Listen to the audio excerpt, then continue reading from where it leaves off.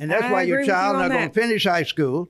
That's why your daughter not going to finish. The daughter going to end up pregnant before she is 18. Wow. The boy going to be in the juvenile system before he is 16. Wow. If you raise him up like that. I agree.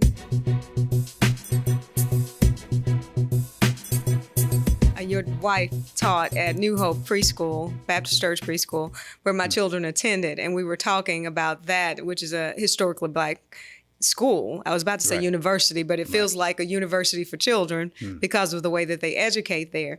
But that grounding and that upbringing was so amazing for my children, and I believe for all of their peers that came through that system. They have something special over there because I like the fact that the word is integrated with the education. So that's one part of it that I think works well. But I also think that the love that comes through their teachers teach like the teachers who taught me. They care. That's exactly right. They care, and they care about whether that child gets it, not just rote memory. They actually are teaching and comprehension and teaching in a way that makes the children walk away from age 2 when mine started until they left to go to another school as they got a little bit older. They didn't finish there.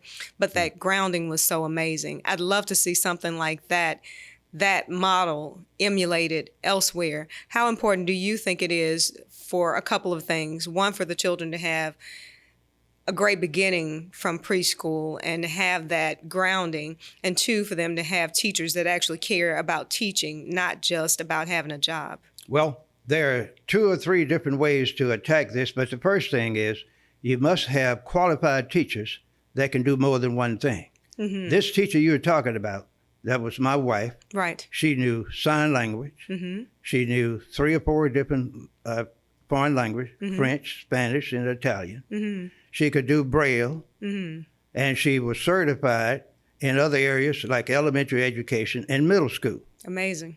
So she was qualified in a lot of different areas. Mm-hmm. And that's why she said, I could teach any student that can walk and talk or can get in my class. Mm-hmm. If he is blind, I'd teach him Braille. Right. If he has a problem, I can teach him sign language. Mm-hmm. If he is so-called slow, I'm not going to give him a test and put him in special education. I'm going to give him a test and find out where his weaknesses are, and I'm going to work with that along with all the others in the same class. Right. He is not going to be labeled as a special education student. Mm-hmm. Those that are frigidity, I'm going to teach them how to sit in the class. I'm not going to fuss at anyone. I'm not going to cuss at anyone. I'm not going to call the parents every day criticizing about their bad kids.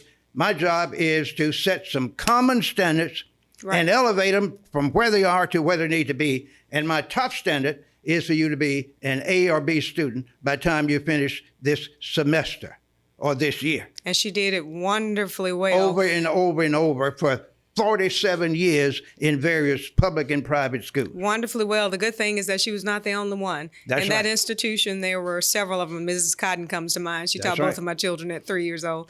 And she's still there, I believe. She says she's going to retire at some point. I don't believe her. But the good thing about it is they have a way of identifying teachers who have that kind of commitment to the students. And the other thing that they do that I think is missing maybe in certain public school arenas, they do parent education.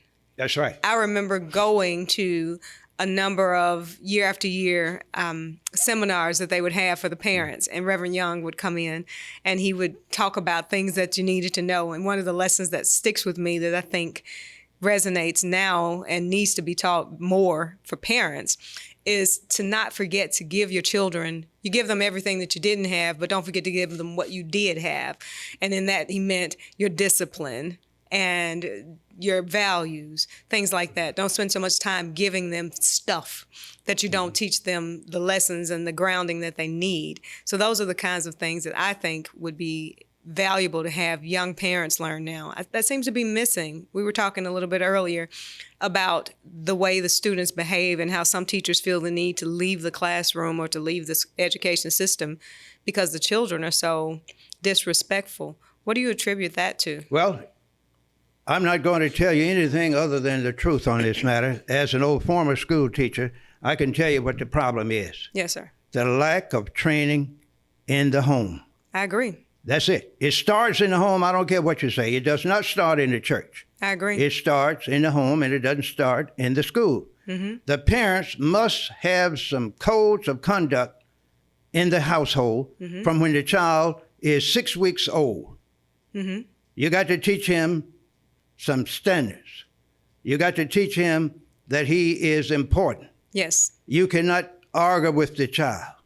You have to have rules and regulations.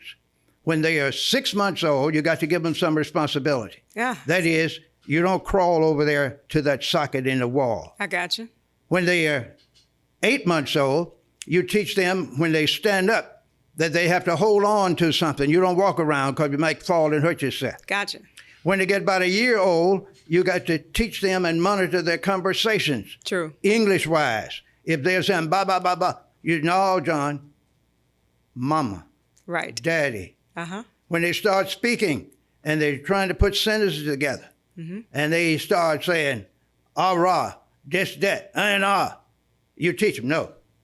You pause, John. Uh-huh. I am. Right. You are. Right. Mommy, daddy. Teach full words and full That's what you do. sentences. So they learn words, learn sentences. Right. Then you get them a little dictionary, a child's dictionary, Right. like I did, my youngsters. And so you're going to learn 5 words a week. I love it. You're going to learn how to spell it. You're going to learn how to pronounce it. And you're going to use it in a sentence when you're sitting around eating. Right. We ate together at least twice a day. Good. In the old days, when I was a boy, we ate together 3 times a day. From a home-cooked meal. Right. Now you ladies use the microwave or go to call in McDonald's or somewhere like that. Don't teach the kids anything. Buy them a little old computer, and they're playing games when they ought to be learning a foreign language, learning sentence structure, learning math, learning international law, learning something like cybergenics or whatever you want to teach them, Right. instead of just letting them play those stupid games and listen to those rap folks. And that's I why agree your with you child on not going that. to finish high school. That's why your daughter not going to finish. The daughter going to end up pregnant before she's 18. Wow. The boy going to be in the juvenile system before he's 16 Wow. if you raise him up like that. I agree.